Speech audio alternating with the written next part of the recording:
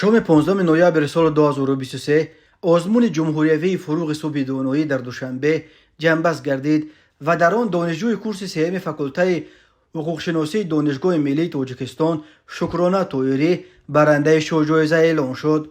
امسال آزمون مذکور از روی 6 نومیناسیون ادبیات کودکان و نورسان، ادبیات کلاسیکی تاجیک، ادبیات معاصر تاجیک، ادبیات جهان، ایجاد نظم و ایجاد نثر برگزار گردید. نومیناسیون‌های میانه خوانندگان صنف‌های 1-4، صنف‌های 5-11 و صنف‌های 10-11، دانشجویان مؤسسه‌های تحصیلات میانه و عالی کسبی و دکتراندهای مؤسسه‌های تحصیلات عالی و علمی، آموزگاران همه زینه‌های تحصیلات، خادمان علمی و ادبی مؤسسه‌های علمی و ایجادی، فرهنگ و صنعت، کلانسالان و نمایندگان کسب و کار گوناگون تقسیم شده بود. در مراسم جنبست که در تالار تئاتر دولتی اپرا و بالت به نام صدرالدین عینی گذشت، نمایندگان حکومت، وزارت معارف و علم، داوران و اشتراکچیان آزمون شرکت ورزیدند.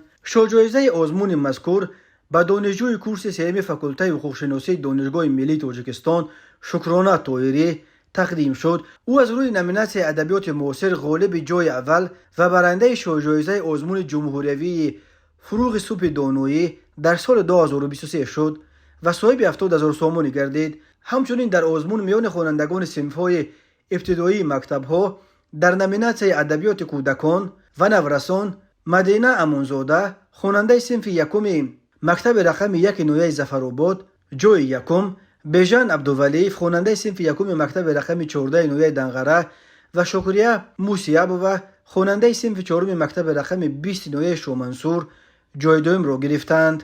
در نومیناسیون ادبیات کلاسیکی تاجیک مجتبی طالبزاده خواننده صنف 4 مکتب رقم 94 نویه سینا غالب آمد.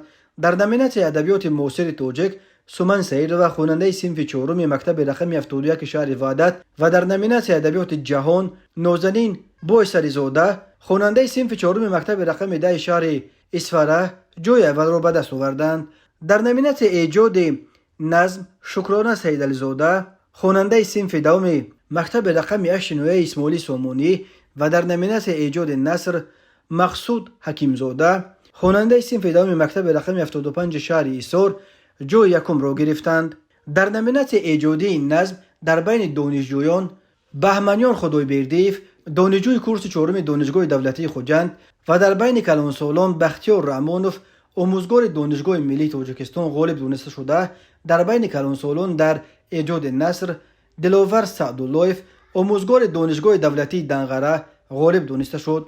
به غالبان جای اول 35,000 سومانی، جای دوم 25,000 و جای سوم 20,000 سومانی دیپلم و دیگر تحفه‌های خاطروی تقدیم گردید. همزمان به هر کدام از 60 آموزگار مکتب که شاگردانشان سزاوار جایهای افتخاری گردیدند 10,000 سومانی سپرده شد. در برابر این همه اشتراکچیان آزمون از جانب وزارت معارف و علم با سرتیفیکات و تحفه‌های خاطروی قدردانی گردیدند. نتیجه جنبست نهایی نشان داد که اشتراکچیان آزمون از شهر دوشنبه صاحب 49 جای اول، سوخت 27 جای، ولایت ختلان 24 جای، شهر و ناحیه‌های تابع جمهوری 15 جای و ولایت مختار کوهستان بدخشان صاحب 6 جای گردیدند.